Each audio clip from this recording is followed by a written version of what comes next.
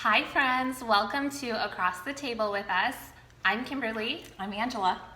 and we're really nervous about today's episode because we're going to be talking about something very sensitive, but also something that we all struggle with, and it's that feeling of being uninvited. Before we get started, I want to let you know, we want to let you know, Yes. that you are invited at our table and there's space for you here and you belong, and we're just so grateful that you're here. So thank you so much for taking the time to tune in and to join us around the table. Yes.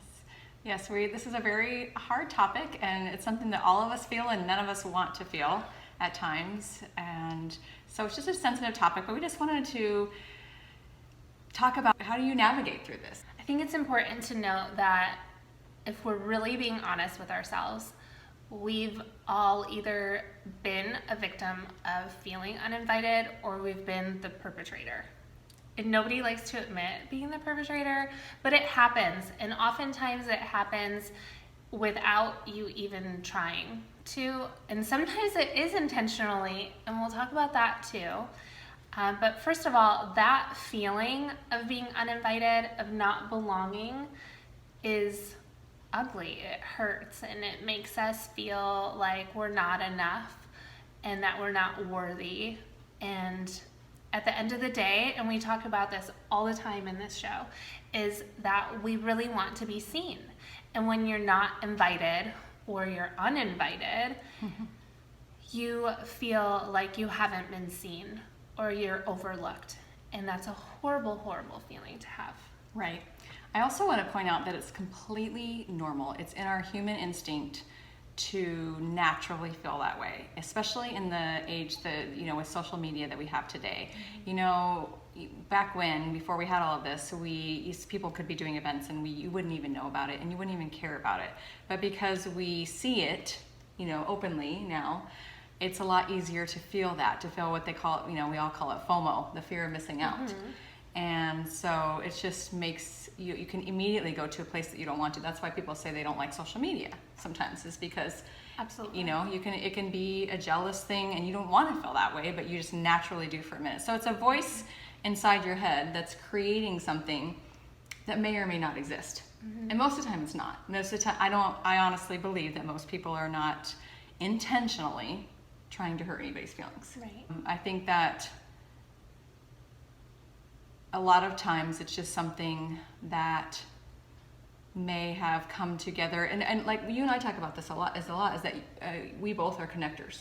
That's just our human nature. Yeah, that's our God-given gift. And so that we love to build community. Yeah, and so we cross people's paths a lot. Like this person, I know this person, and I've introduced them to this person. A lot of my tribe know each other. Sure. So, can we talk about that for a moment? Because I know that we've shared this on the show before, but I think that it's important to share again at this moment because so many people get territorial with their friends. Right. And I know that that's totally normal.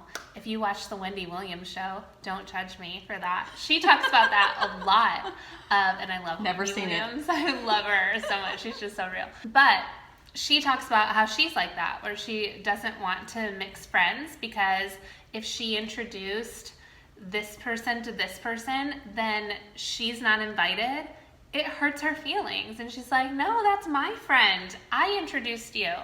And I'll be honest, I used to be one of those people where it really hurt me when I would introduce people and then they wouldn't invite me when they wanted to get together.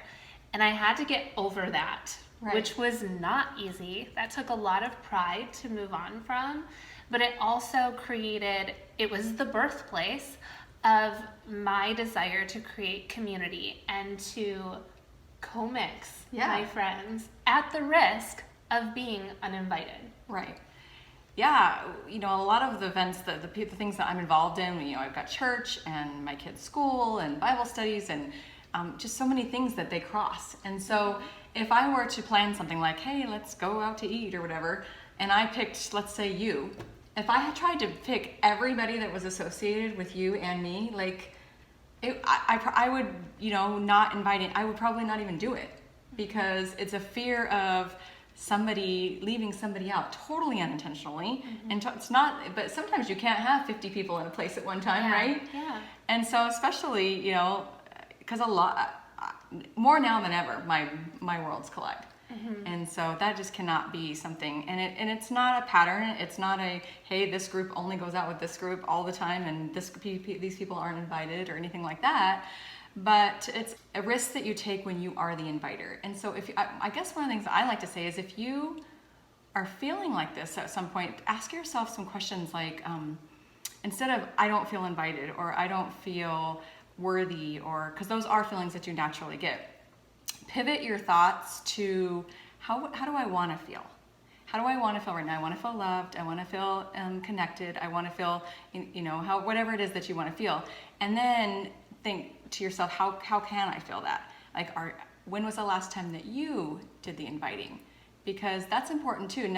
We have a natural, you know, doing that, but it's also shouldn't be a blame to the people that are the natural, you know, inviters. You can, anybody can invite to do something. So if you want to feel included in a place where you don't feel like you are, maybe you know, you do the inviting, because if you think about it, the next time that you do the inviting, would you ask every single person associated with that person? And if not, are you intentionally trying to leave them out?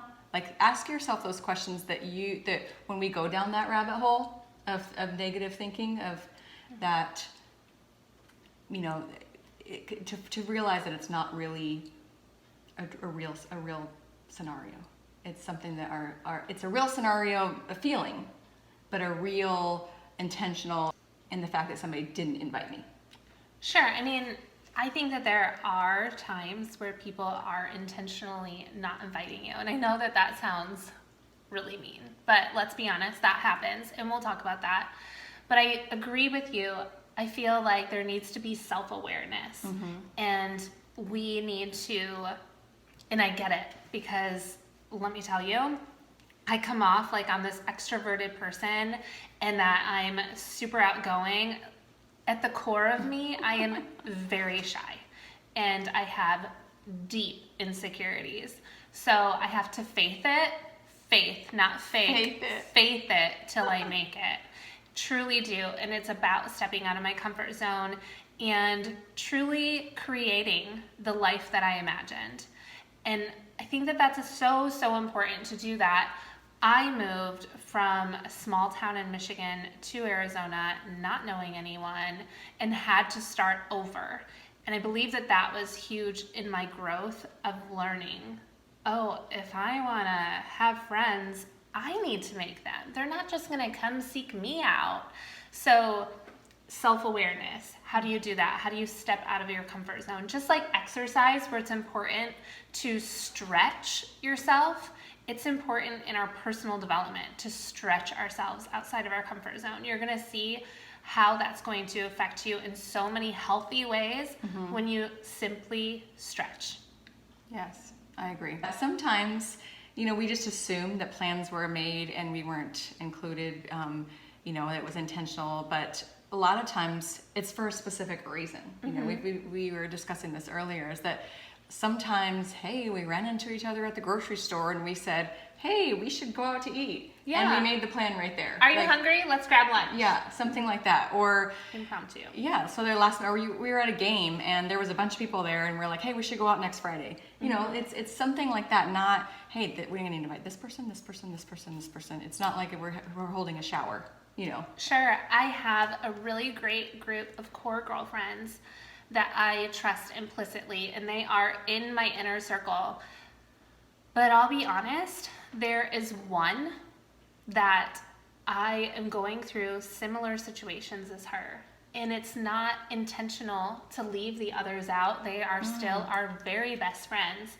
But because her and I are going through things that are so deeply rooted and just huge, it's like coming home talking to her, where I don't have to explain every little detail or feel like there's going to be all these questions asked. She just gets it. And because we both sharpen each other, it's that whole iron sharpens iron. I really trust her because I know that she's not going to get defensive with me over, oh, I can't believe that person treated you that way, or I can't believe that happened to you, but that she truly sharpens me in a way of, well, what is God teaching you in this? Or what is God teaching us through this? Or how can we learn through this so that our kids don't go through this? Or, you know, so it's just, it's circumstantial. Right. It's not about leaving people out. It's just the fact that we are on similar paths, that I can go super deep with her. And not that I couldn't with my best friends. It's the season. It's so, it's the season that we're in, that, and we love our friends. We would never intentionally hurt them. It's just a matter of, through this moment, through what we're going through, we really need to depend on each other. And what I'm grateful for is that our friends are super supportive of it, because, and this again comes back to self-awareness, of trusting that the friends that are in your life are on your team and they want what's best for you. Right. And so much of that insecurity that I have and had to get past and really examine is a lie from Satan telling me that you're not enough, or that these people don't want to be around you, and it's not that at all. And when I was able to trust that my friends have my back and they want what's best for me, even being able to have these moments with another close friend, I completely trust that my friends are looking at that of, they're not hurting, they're like, oh, it's so good that they have each other and they can work through this together. Right. I think it also will help you in the future when you see one of them maybe connecting with somebody, and your first instinct might be like, why wasn't I invited? Yeah. Like, that's just that's so natural. That feeling probably won't ever go away, like in a snap. Right. You know what I mean? Like, where you don't ever feel that. I just don't think that happens. I agree with you. But you know, with you having this moment right now, I think that helps you for the future. Sure. And it did happen where one of my friends talked about, oh, so-and-so and you and I should get together and hang out and have a play date. And my first reaction was, what about me? I want to be a part of that. But then I quickly was like, oh, they're in the same season as each other. It just makes sense. Like, I'm so glad that they have that and that they live close to each other and they can do that and it's convenient and their schedules are more flexible than mine. And so it just makes sense that they would get together. It's not about shunning me or not inviting me to this. Right. And it took a lot of pride to get to that moment and to realize, yes, I'm going to instinctually have, not even instinctually, I don't like that word, human side of things makes me go to this space where I want to think the worst initially, but I can also train my brain to be quick to say, no, that's not true, that's a lie, this is why they're doing what they're doing. Right, and when you do train your brain to do that, all of a sudden you start thinking positive things, and then that whole law of attraction thing, you know, it brings those kinds of things to you. Your life changes with your thought patterns. I mean, 1000%. and so if you change your thought patterns, you are going to change the way that you feel the next time this happens to you. I think that is so great to talk about too, because having that positivity, I can also be a better friend to them and even encourage them and say, gosh, I love that you guys are going to get together. That's so cool. And genuinely say that. Genuinely. As opposed That's to the it being key. this sarcastic, oh, must be nice that you guys are getting together, but actually celebrating, wow, I love that you guys are in the same season and that you can support each other. I wish that I had that when I was in that season, or I think it's so cool because I had that in that season and this is how it helped me through that, or however. But and also when you start having those positive thoughts, there's that saying, your vibe attracts your tribe.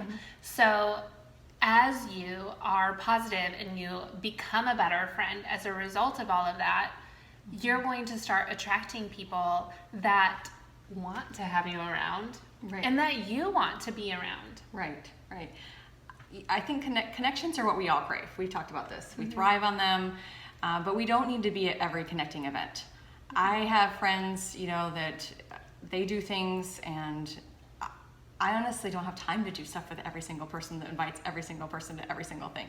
Like if we really stopped and think about it, we don't need to go to every single event, but we just need to feel that connection. And sometimes if we're not feeling that connection, then we need to put ourselves out there to be that connector, and then change your mind, your thought patterns, and then like you were saying, then all of a sudden you're going to start attracting what you want. Right. But if you focus on what you're lacking, you're always going to lack. Right. Because you're in this negative mindset. So we need to retrain our brains. And I like what you said before, is when you talked about in order to have friends, you need to be a friend, and sometimes that means stepping out of your comfort zone to get there. Stretch. Yes. Grow through the motions, not just go. Yes, exactly. Exactly. So I think that part of training your brain is coming from a place of understanding instead of blaming. It's coming from a place of not wanting to be a victim, but wanting to have resolution and to grow stronger together. So I am one of those people where I hate elephants. I said it. I know PETA's going to come after me. I hate elephants in the room. I don't like that at all. So I am one where, and I know that this can be super annoying to people that are not microwaves like me, but are more crock pots and like to process stuff. And I'm like, I got to get in front of it right away. But when something bothers me, I like to get in front of it right away. And so if Angela didn't invite me to something and invited another one of our friends, and it hurt me, and I went through all the why wouldn't I be invited kind of things, and tried to even spin it in a positive way, if it was still bothering me to the point where my tummy hurt when I was hanging out with her, I want to get in front of that, and I want to come from a place of, and pray. Please pray about it before you have the conversation. As much as I'm a microwave, I've learned through my mistakes that it's better to just take time to pause and pray and sit in it for a little bit before you react. Because you want to come from a place of responding, not reacting. And again, that's where that whole mind shift change of, I'm not going to come at you and blame you for not inviting me, but I truly want to understand. So what was that about? You know? So I just want to be honest. We're really good friends, and it kind of hurt my tummy that I wasn't invited to that coffee date that you had with so-and-so the other day. And I just wanted to understand, why I wasn't invited. And you don't have to get into the details or anything, but I want to make sure that you and I are good. Right. Just come from a place like that. And let's be honest, that was probably awkward for you guys to hear that, right? It was probably awkward for you to sit here and listen to that. It was very awkward for me to say that. But when we're able to have that conversation, our friendship can grow so much stronger. Right. And I'm hoping that I don't, and this is probably something that as the person on the other side that feels uninvited, you want to make sure that you assure this person, I don't want you to feel like you have to invite me to everything. Like, I want you to have friendships. I just want to have this conversation so that I don't feel that ugly feeling anytime you do hang out with somebody else, and that I know that we're good. Right. Assure them, because you don't want to stunt their growth. Yeah. I also think that what you were talking about before, think about it for a while don't just immediately do the 24-hour rule. If you still feel that strongly 24 hours later, then that maybe it's something. But a lot of times when you sleep on something, you're like, that really wasn't that big of a deal. And also, is it a pattern? Is it something that happens all the time? Because that's different than, hey, I saw Kimberly and we went, like you said, went to lunch, you know what I mean, or whatever it is. Some of the, as silly as it sounds, some things seem so gigantic at the moment. You feel the sting, And then later you're like, I'm so glad they had a good time. What was I thinking? You know? So Yeah. you just kind of want to make sure, because when you do go talk to that person, you want to come from a place of friendship, and, you know, but you also don't want that other person to feel like, I don't ever want to invite anybody again, because then I'm going to have to invite the whole world, Right. you know? Right. Yeah. So it's just one of those, if it's going to affect your friendship, then, and, you know, where you're at, then yes. Right. But yeah. And for heaven's sakes, have the conversation with the person. Yes. Please. Not behind their back. Please do me a favor and don't ever talk about it with somebody else. And I get that you can use that excuse of, well, I'm just coming to you for wisdom, to know what to say. We just gave you some wisdom. So replay this.